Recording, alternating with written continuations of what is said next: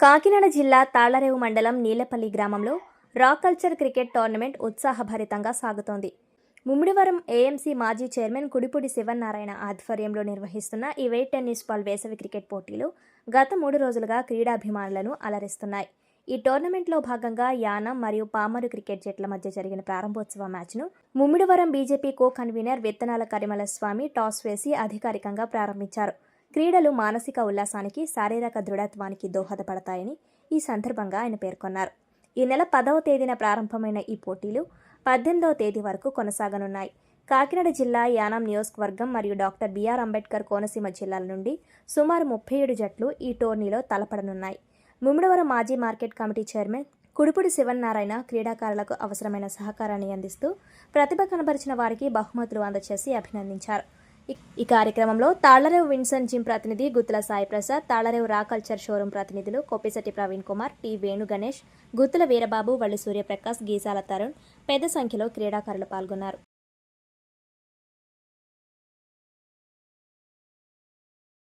రా culture cricket tournament నిర్వహించినటువంటి రా కల్చర్ యూత్ సభ్యులు, యువజన సంఘం వారు, అలాగే ఈ కార్యక్రమాన్ని ఎంకరేజ్ చేస్తున్న మీడియా సోదరులు అందరికీ ప్రత్యేకమైన నా యొక్క నమస్కారాలు తెలియజేస్తూ, మరి గత 3 రోజులుగా జార్జిపేటలో నిర్వహిస్తున్నటువంటి కార్యక్రమాలు చాలా విజయవంతంగా మరి క్రీడాకారులు పోటాపోటీగా ఈ యొక్క కార్యక్రమాలు నిర్వహించడం జరుగుతూ ఉంది.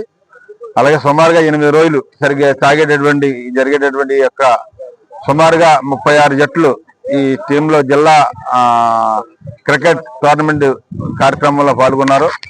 ఈ 36 జట్లు కూడా మరి వారవారీగా ఇక్కడ ఎండని చూడకుండా కూడా చాలా భారీ స్థాయిలో ఇక్కడ కార్యక్రమాలు జరుగుతూ ఉన్నాయి.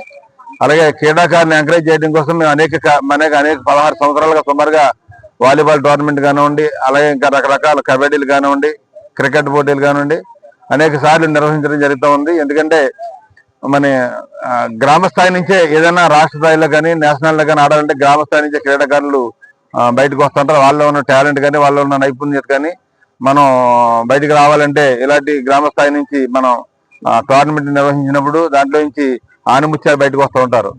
వాళ్ళు మళ్ళీ ఇవాళ రాష్ట్రం నుంచి నేషనల్కి వెళ్ళేటటువంటి అవకాశం ఉంటుంది. కనుక భవిష్యత్తులో మీరందరూ కూడా ఇలా జిల్లా స్థాయి క్రికెట్ పోటీలు జరుగుతున్నాయి కనుక భవిష్యత్తులో మీకు రాష్ట్ర స్థాయి నుంచి టీంలు జరిగేటట్టుగా ఆ కార్యక్రమం జరగడానికి మేమందరం సహకరిస్తాం కూడా భవిష్యత్తులోని.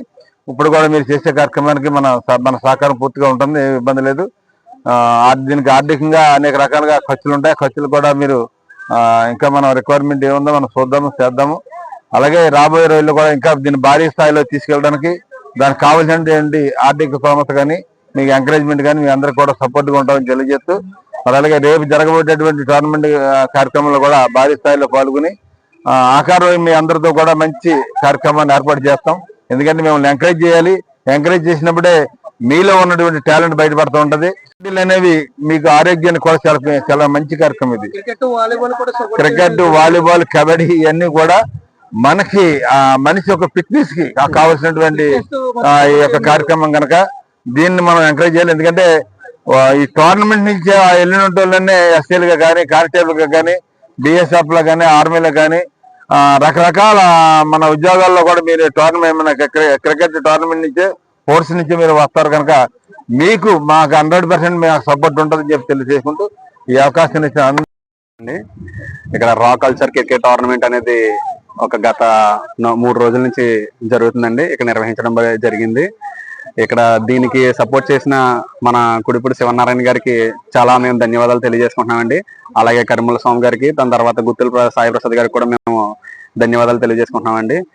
ఈ టోర్నమెంట్ మేము ఎందుకు నిర్వహించామంటే మేము ఒక స్నేహభావాన్ని ఏర్పరచడానికి, ఇలా వివిధ ప్రాంతాల నుంచి వచ్చే వాళ్ళందరికీ క్రీడా స్ఫూర్తిని పెంచడానికి మేము ఈ టోర్నమెంట్ ని నిర్వహించడం జరిగిందండి.